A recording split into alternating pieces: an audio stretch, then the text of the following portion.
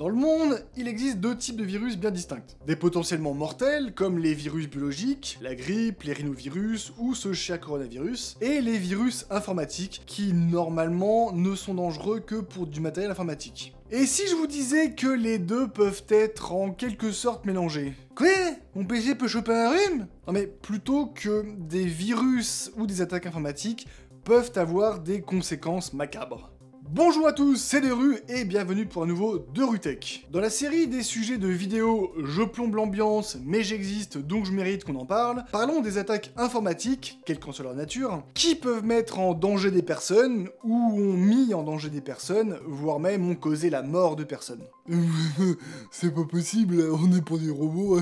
Non, mais nous dépendons énormément de l'informatique et de machines, et certaines personnes ne tiennent à la vie que grâce à un ordinateur, au sens propre. Car oui, même si des gens ont envie de se foutre en l'air après avoir été victimes d'une attaque informatique, ou simplement d'un virus ayant chiffré et supprimé toute leur collection de vidéos de chats, certaines personnes ne peuvent même pas avoir de telles pensées puisque les appareils censés les maintenir en vie n'ont malheureusement pas pu effectuer cette tâche. Et là je vous arrête, on n'est pas dans des séries américaines où ça pirate des pacemakers à distance, ou en infectant l'ordinateur d'un médecin avec un malware, puis en prenant le contrôle de l'ordinateur à distance pour dérégler le pacemaker, sans qu'aucune sécurité ou alerte ne soit mise en place. Non, là je vous parle de risques bien réels et qui peuvent faire condamner un hacker pour meurtre avec ou sans préméditation. Il s'agit de risques liés au piratage d'hôpitaux. Et ce n'est pas rare, hein. Le 4 décembre, c'est le centre hospitalier de Versailles qui en a fait les frais, et quelques mois avant, dans la nuit du 20 au 21 août, c'est le centre hospitalier sud-francilien dans l'Essonne qui a été victime d'une attaque. Et bien entendu, où trouve-t-on les plus grandes concentrations de machines médicales permettant de maintenir des gens en vie? Dans les hôpitaux!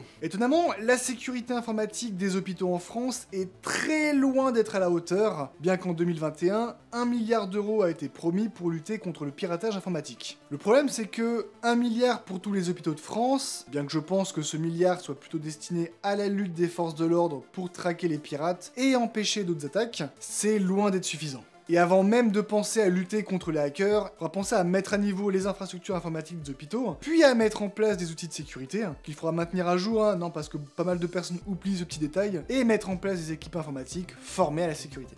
Mais sinon les risques, ils sont où ?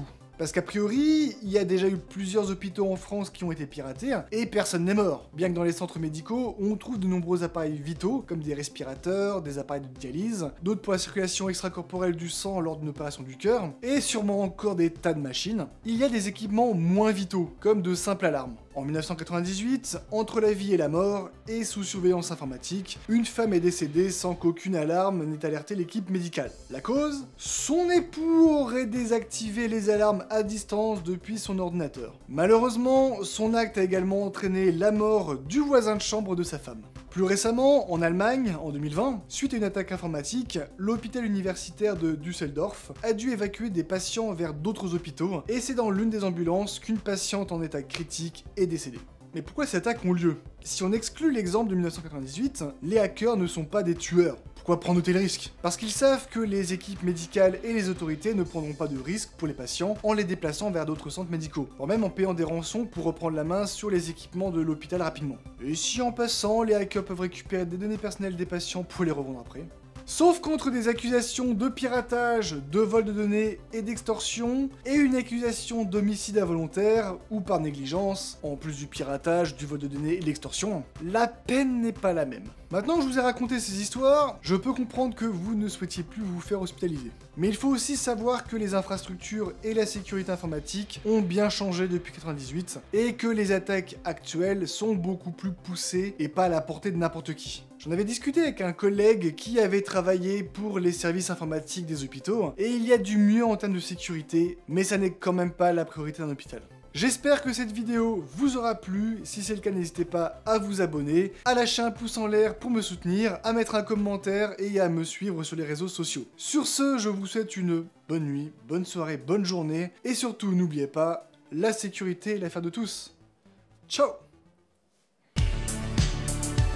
Nos prières ont été exaucées. Insérer blague sur Apple ici. Blague sur Apple ici.